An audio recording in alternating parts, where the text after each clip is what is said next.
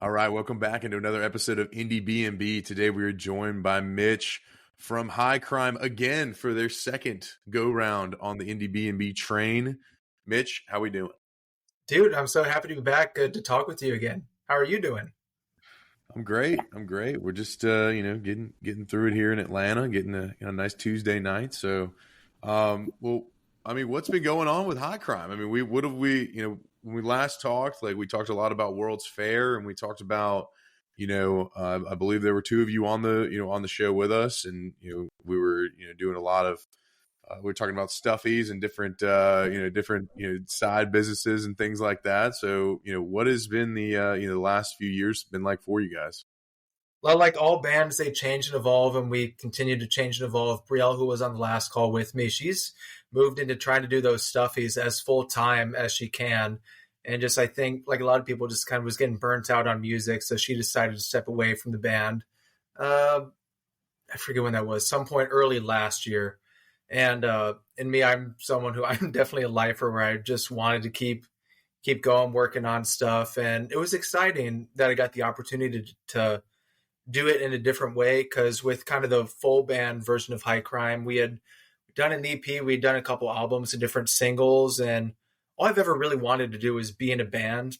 Playing music with my friends is my favorite thing, but kind of all of a sudden when I didn't have everyone in the band and I was just kind of working more solo, I realized how limiting sometimes being in a band can be. Where right off the bat, if I write a song, I kind of know that, like, all right, in a band setting, this song, it needs to have two guitars, vocals, bass, drums. That's going to be what the thing is. And you don't want to have different tunings in between songs. In a live context, you want to just be able to go through them. And so when I got the chance to kind of, make a new album by myself this time, I wanted to try to do something very different than what it was with the band. I didn't want a new High Crime album to come out and have people say, oh, well, it sounds like High Crime songs just without Brielle and Cody on it. Mm-hmm. A lot of my favorite bands, and I'm sure your favorite bands, do the same thing. They kind of challenge themselves and evolve over time. And I'm like, oh, I've kind of done this indie pop thing a few times in a row. Let me really try to get outside my comfort zone and try new things. And I've been talking for a long time, but that's kind of the basic starting point of how we got to this new album, Spirit and Candor. Yeah, and definitely want to kind of highlight. I mean, it's much different than what you guys have done in the past. Like, so for this one, Spirit and Candor, like, did you do all the writing? Like, what was kind of the process, within this one? Yeah, so I call it a solo album, this one, where the older High Crime songs, I was still kind of one of the principal songwriters, but Brielle, she wrote songs and we worked together. But I was doing a lot of kind of things were there. On the old albums, I was playing guitar, doing some bass and percussion and piano stuff. And it was just kind of, this was the natural extension of that for me to do other things. Because between our first and second High Crime album, it took like 5 years of doing that. And part of that is, again, with the band process where, like when you're working with others and you don't want to exclude others, it's like, all right, we have 1 day a week we can get together and work. We'll spend a few hours, we'll record your vocals and guitar, and then come back a week later and we'll edit those vocals and guitar, and then maybe realize, oh, we need to re-record that section, and then spend a day doing that, and then another day editing those. And all of a sudden it's been like 4 or 5 weeks just working on one song.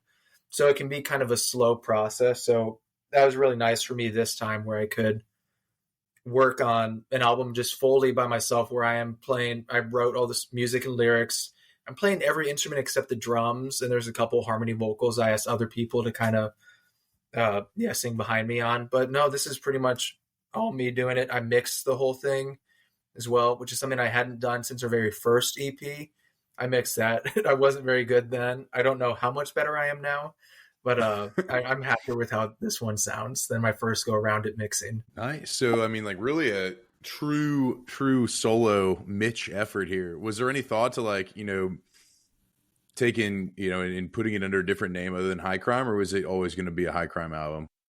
It's always felt like a High Crime album. That's just kind of what since I moved to Seattle, and like the bedroom I'm talking to you from right now, it's where I've been recording High Crime songs the entire time.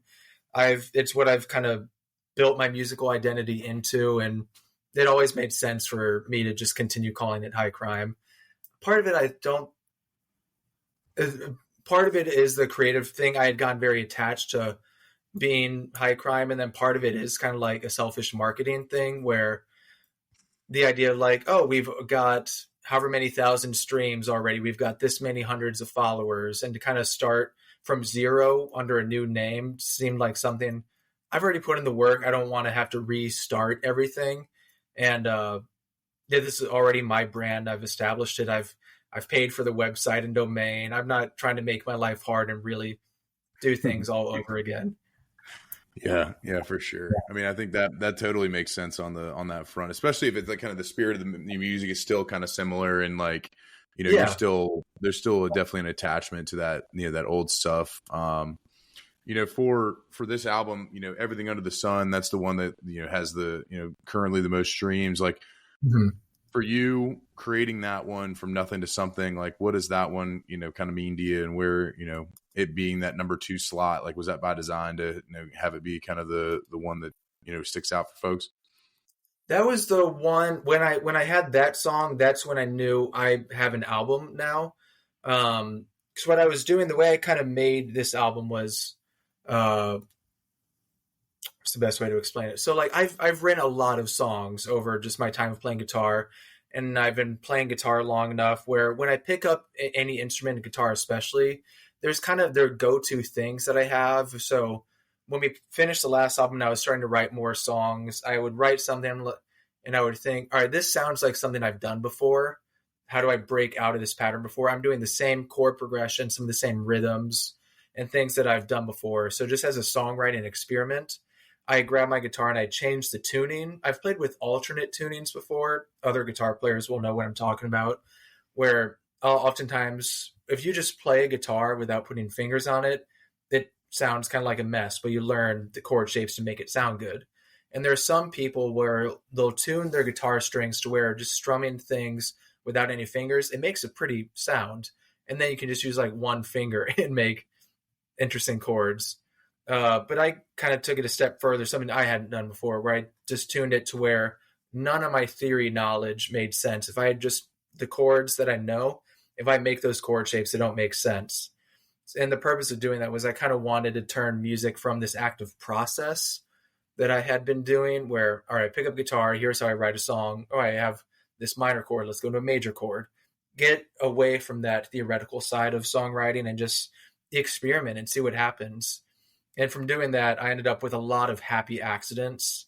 So the very first song on the record, which is, I know, not the one you were asking about, that was kind of the start of this this songwriting process where I'm just playing random shapes and ended up with some sounds that were very different from things I'd done before. I kind of went from this indie pop sound to all of a sudden, all right, this is darker. It almost has like a Middle Eastern vibe to it as well on some of the songs.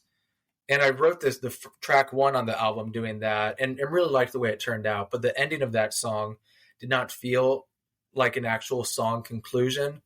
So the next day I'm like, all right, let me try to write a new bridge and outro to that song.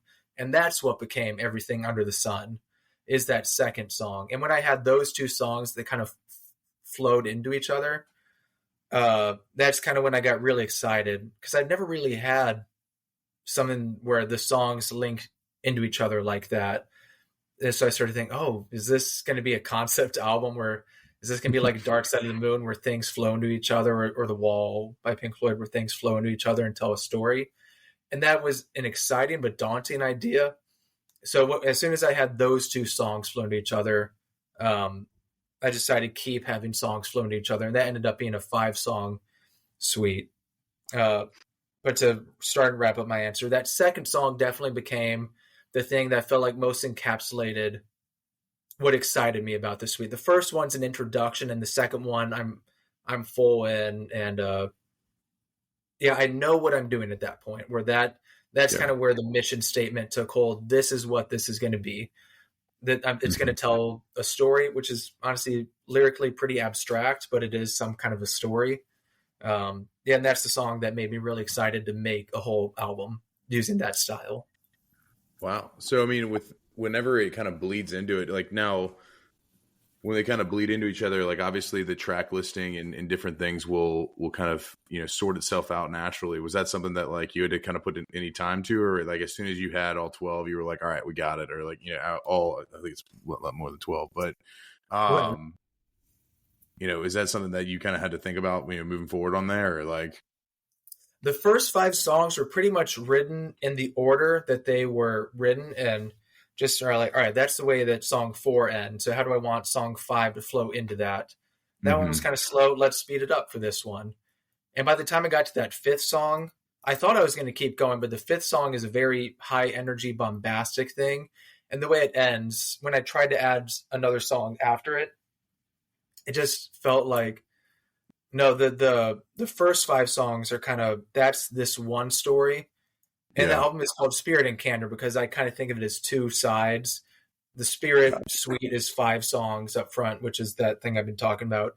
And the second five songs I'm calling the Candor side are kind of slightly more personal songwriting, and the songs don't link into each other, Mm-hmm. but I still wanted the music vibe to kind of be the same acoustic guitar, slightly maybe slightly psychedelic indie folk vibes. Um, yeah, but the first five were all written kind of where I knew what the order was, and the second five, the order didn't really matter as much. One of those songs on the second side is actually an older song I was going to put on the last High Crime album, but we just ran out of time and focused on other things. So that second half is a little more of a collection of songs, but I recorded them in an attempt to kind of keep a similar stylistic vibe, which is again something I hadn't really done before. The Sure. previous albums, there may be something where it's like, oh, this is just all synthesizers, and then you'll have an acoustic guitar jam, and then something where it's almost a Caribbean sound. Where this album, I wanted it to be a cohesive sound for the first time. Gotcha. Well, for Yeah. you, like when you're coming up with this and like when you start to think about, all right, obviously we're done with the, you know, we've got it released and, you know, it's come out now, you know, we think touring, we think about those, start to think about those things. Like what's exciting you about this kind of this album and this, you know, possible, you know, run that you're going to do, like playing those songs live. Tell me about, you know, where you start, where you go first five through and then, you know, kind of jump around from there. Like, are we going to hear some old High Crime if somebody sees you? Like what's kind of the thought process there if you've thought about it already? Yeah, I've done a couple shows. Earlier this year, I did a show where I tried to play as much of the album as I could, like a few months before it came out. But right now, because High Crime is like a solo project, the live band is somewhat of a revolving cast of characters. The drummer I had at the first show, and he's got a bunch of other projects he's played in. So the next shows I've got another drummer and a new guitar player lined up, and I think that's kind of what it's going to be for a little bit. Where I don't know if I'm going to go back to having like a core band for a while, or if it's just kind of me bringing friends and other people to jam with me. But the goal Mm-hmm. is, yeah, I got a show coming up next week where I'll run through probably it, yeah, I'll play a lot of the songs from the album, but um, because this album, Spirit and Candor, all those I mentioned is kind of the fastest I've written and completed an album. Instead of taking 5 years between our first and second High Crime album, this one was like 8 months of work.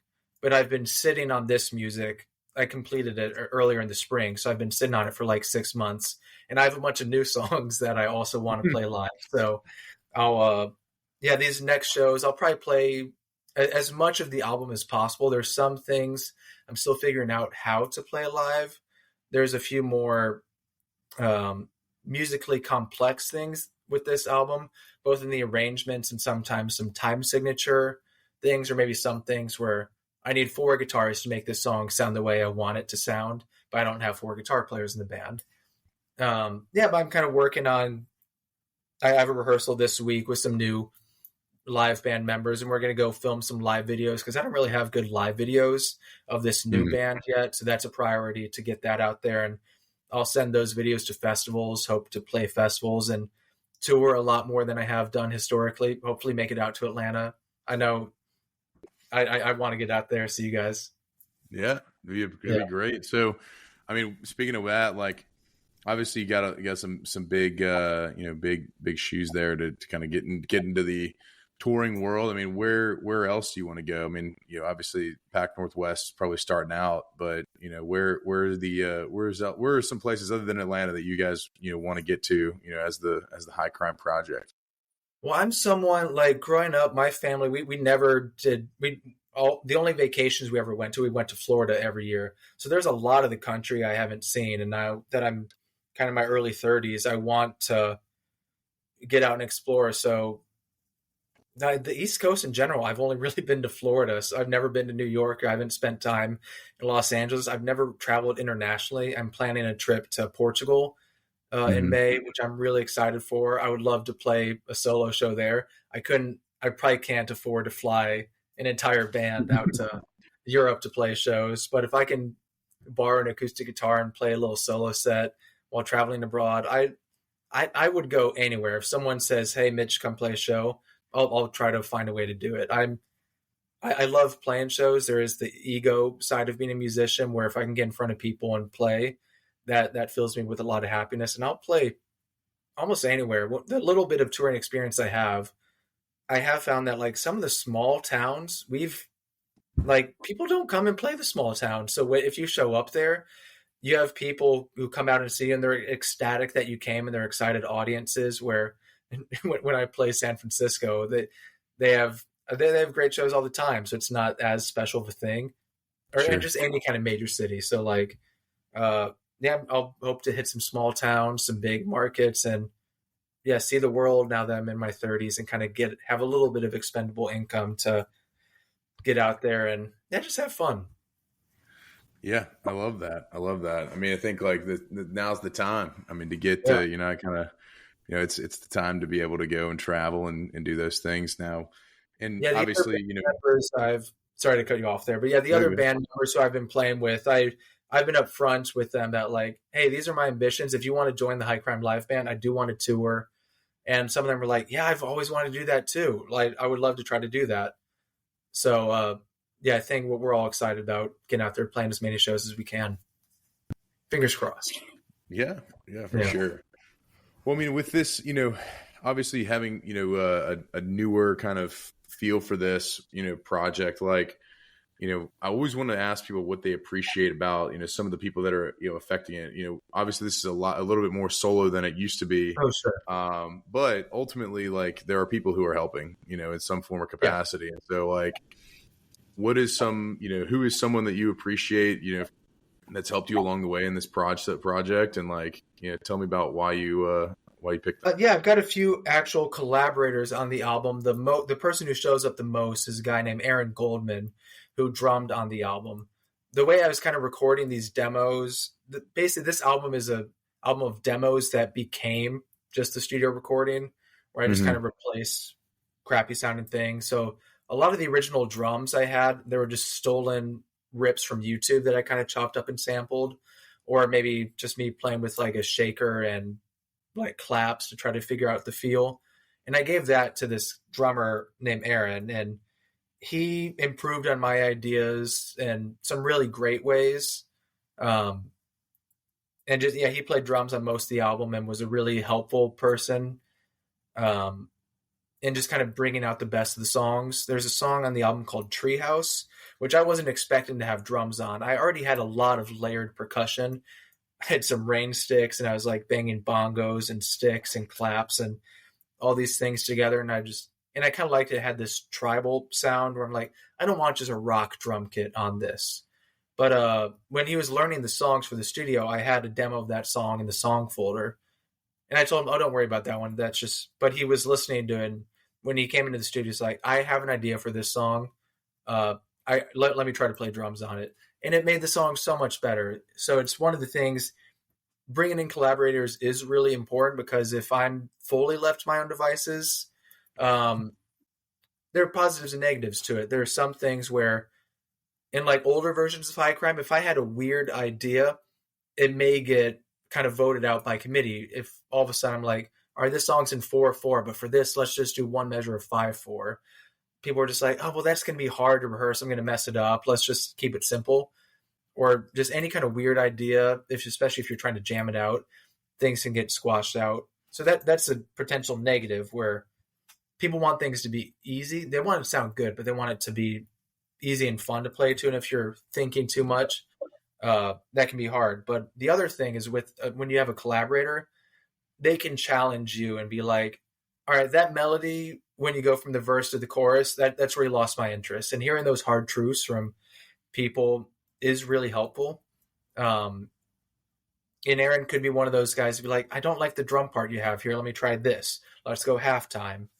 And then there's a person I was taking vocal lessons from for a long time, and she helped me arrange some of the vocal harmonies on the album and contributed some backing vocals herself. She was very helpful in figuring out, because I'm someone who, like, I've always sung in high crime with just kind of backing vocals. So to be a lead singer for the first time, she was helping me find my voice and especially find confidence in my voice.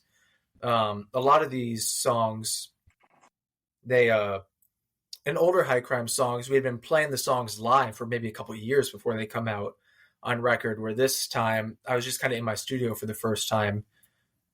So, like, I wasn't sure what people were going to think when they came out. So to have a few people I could send the songs to and get feedback from, a lot of people like that who are really helpful and kind of instilling confidence. Same with the other old high crime members who aren't even in the band right now. Brielle, she heard some of the songs, and I was saying, I think I'm going to try to get this person to sing on the song. She's like, dude, you should just sing it.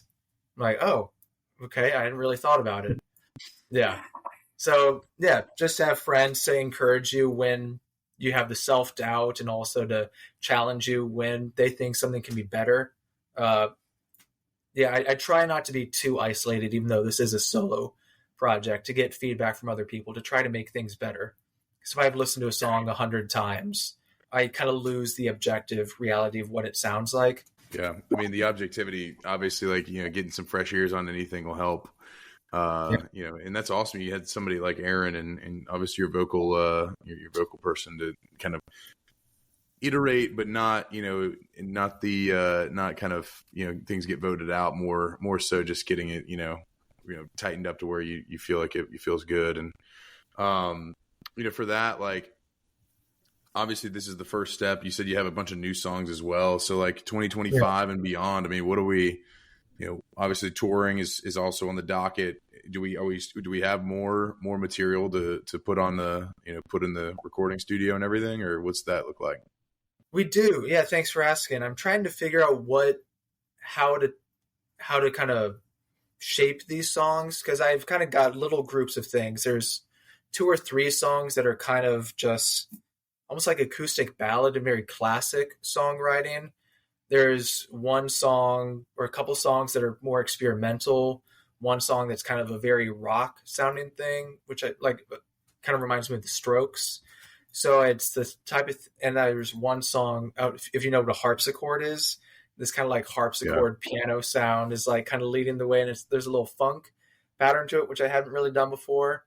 The process of making Spirit and Candor was such a really good eye-opening experience for me to, again, challenge myself, get outside my comfort zone and try new things.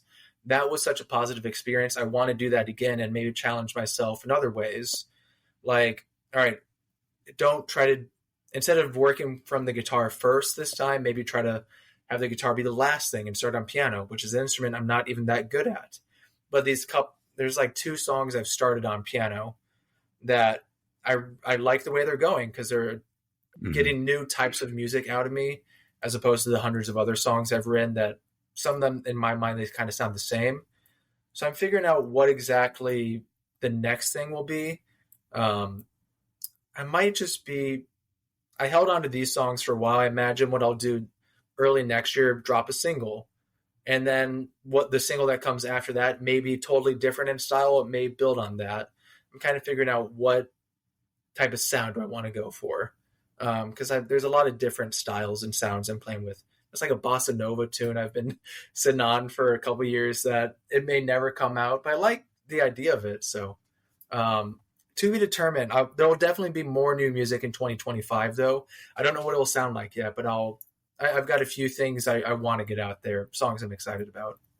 Yeah, I mean, I think like there's you seem like you're kind of exploring the space, and the transition from the indie pop, hey, this is what a high crime song sounds like, versus what it can sound like. And I think you're doing the right stuff to be able to, get get all the different things out of you to, see what works and, go Yeah. with your gut, Yeah, I don't know if you're a guy who listens to the Beatles much, but they there's the early Beatles sound while they were playing live shows and doing all that, and then their music drastically changed when they stopped touring and just kind of became a studio band. When the Mm-hmm. song started in the studio instead of starting from a way you have to be able to recreate it live, that's where some of my favorite stuff comes from. So I'm kind of liking the ability to start things in the studio instead of starting it in a room jamming with other people.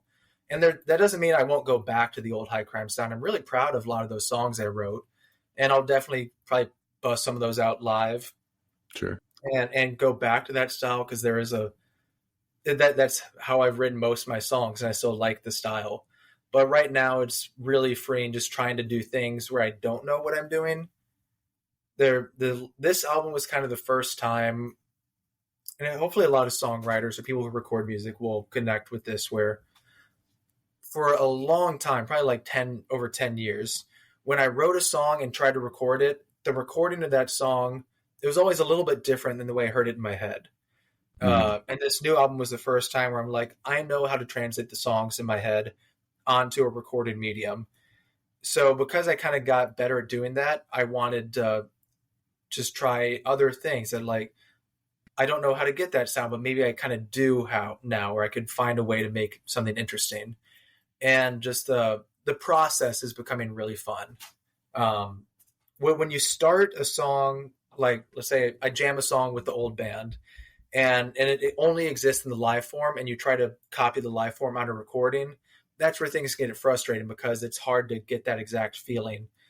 But starting from the recording, it has been a really freeing experience, and yeah, I just am loving the process in a way I never have before. So I'll keep doing that. Love it. I love it. Well, Mitch, we're glad you're loving the process. We appreciate, you putting the music out there, and everyone go listen to Spirit and Candor. Be on the Yes, man. lookout for, some new singles coming in 2025 with some new feels. Go follow their band on Spotify. Go follow them on Instagram. Go, stream them wherever you stream them. I think that they're one you need to watch. So, Mitch, appreciate you coming on the show again, and we appreciate you, being a fan of ours as well. Of course, man. You were one of the first people to like kind of reach out, like any band when they're starting out, just like we're the ones who are like asking, can we play a show at your venue? Can we do an interview with you? And you guys kind of reached out to us, and we're like, I don't know how you guys found us, but yes, we'd love to talk. The ego of musicians, anyone who's like, hey, can we talk to you? I always say yes. So yeah, you guys hold a sweet spot for us for being one of the first people to like want to talk to us instead of us having to beg people to do something with us. Well, we're glad we could fill the role, and it was a joy then, and it was a joy today. So, Mitch, appreciate it, man. Take care. Yeah. All right. Thank you.